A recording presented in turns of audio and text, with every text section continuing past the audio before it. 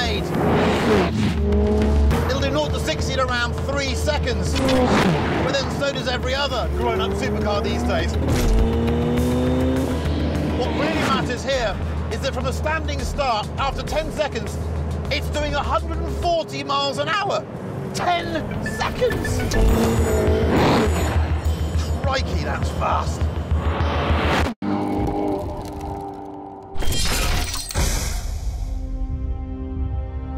And the 488's comprehensive rewrite doesn't stop at the engine. £250,000 also buys you F1 grade aerodynamics and an exhaust made of Inconel, which is the same stuff they use in rocket engines. Inside, meanwhile, every inch of the interior has been pared back to save 90 kilos in weight, all of which makes the Pista about 9/10 of a racing car for the road. Which comes with its downsides. But if you're going to go pared back and minimal, at least make sure it's pleasant. I mean, this seat here, it's as bony as an old donkey. And what's left of the dash, well, it's 10 years old. It's from a Ferrari 458. And then there's this thing down here. It's a carbon fibre sort of spur with buttons on it. It looks like a medieval sex toy.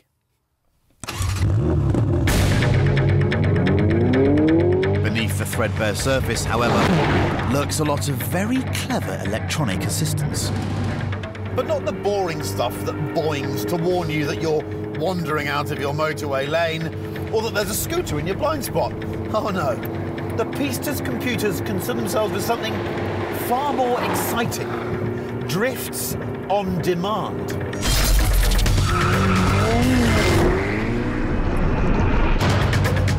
Ferrari calls it Side Slip Angle Control 6. Basically, we'll tickle a brake alongside the electronic differential to keep you in line, or rather, out of line. It's genius. Sliding a 700 horsepower Ferrari shouldn't be this easy, but the Pista makes it child's play. There's no question that with the Pista, Ferrari has done it again. Wow! What you're looking at is the new benchmark for the track-focused supercar.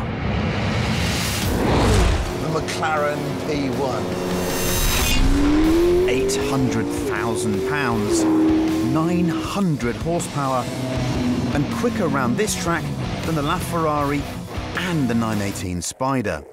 So the question is, just how close can the 720S get to its big brother, the reigning champion? Well, to find out, obviously I need to lap the P1 again. I'm selfless like that. So, same conditions for both cars, one flying lap, here goes.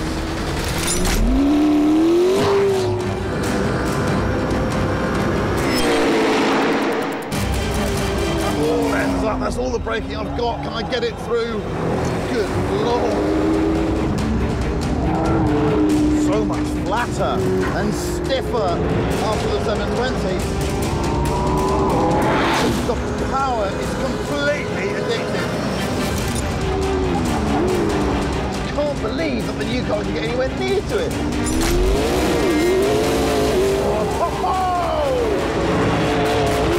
It slammed onto the deck. 200 horsepower more than the 720S. It's got everything more. Just so violent. Pin your ears back. I feel that 900 horsepower!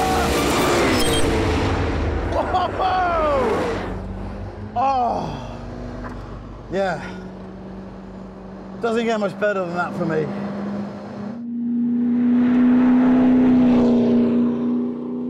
Okay, the time for the P1 was a 1:54.7.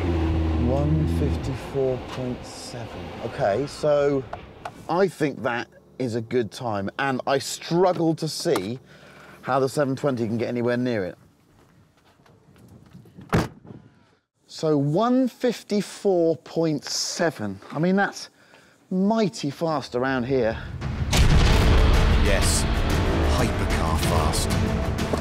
Make no mistake, to even get within sight of the P1, the 720S has its work cut out.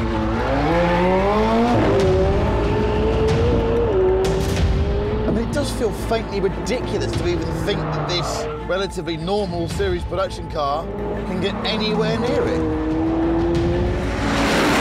Right, let's start to push. Brake hard into turn 1. Don't overcook it. Get on the gas early, use all the curb. Get out of the corner. More power. P1 bludgeons it down the straights, but this is closer than I expected. Oh, that's layering.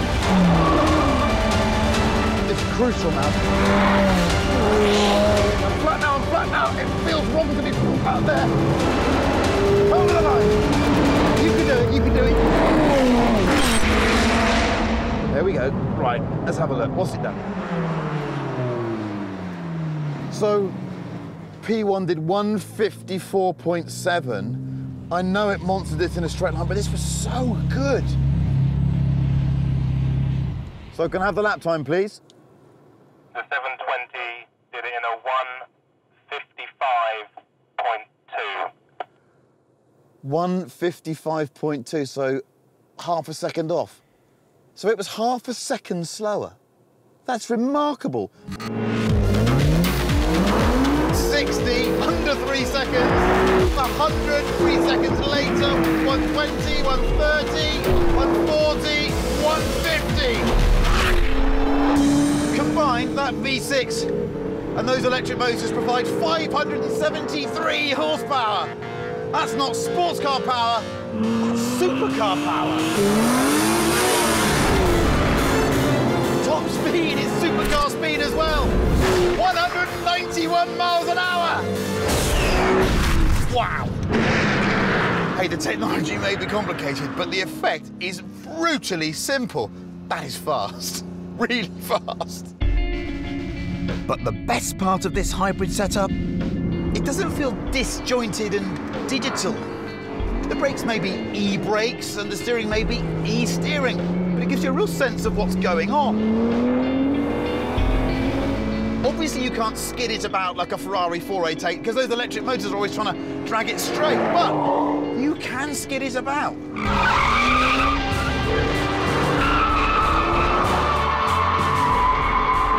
Oh, yes, you can!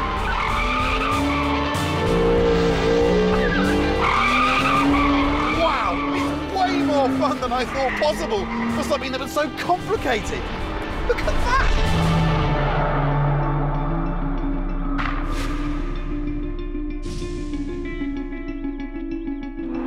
So, Honda's new NSX really does have genuine supercar credentials. But before you go and trade in the Lambo, there are one or two things to point out, like the interior.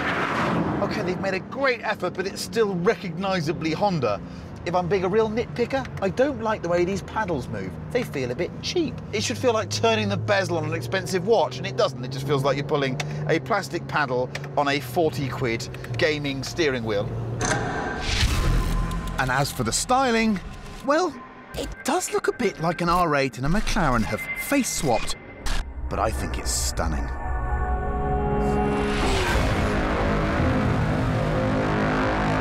The Porsche 911 GT2RS.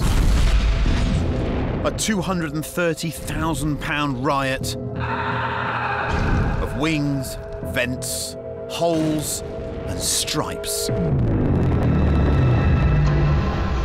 But before you dismiss it as just a 911 that's been driven through Halfords with a magnet strapped to it, trust me, this is one of the most exciting cars of the decade. That's 700 horsepower from those twin turbos. 0 to 60, 2.7 seconds, and top speed of 211. 150, 160, 170. That's insane. Just sucks up the world and punches you out the other side. Wow. Looks like a 911. Goes like a hypercar. And do you know the really crazy thing about this car? It's limited to 11, but if it was left unlimited, it would do 223 miles an hour. And the only reason it doesn't is that Porsche would have had to develop an entirely new tyre to handle the speed. Even as it is, though, don't worry. The GT2RS still gives its tyres plenty to think about.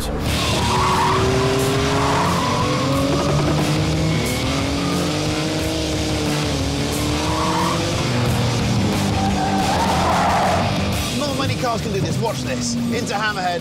Bit of a tweak one way, bit of a tweak the other. Get it going in second, grab third. Wait for it. Grab fourth, and it's still sliding. Whoa! I've never driven a car that can do that before. This is a feral, deranged banshee of a car. This is a new level of hooliganry.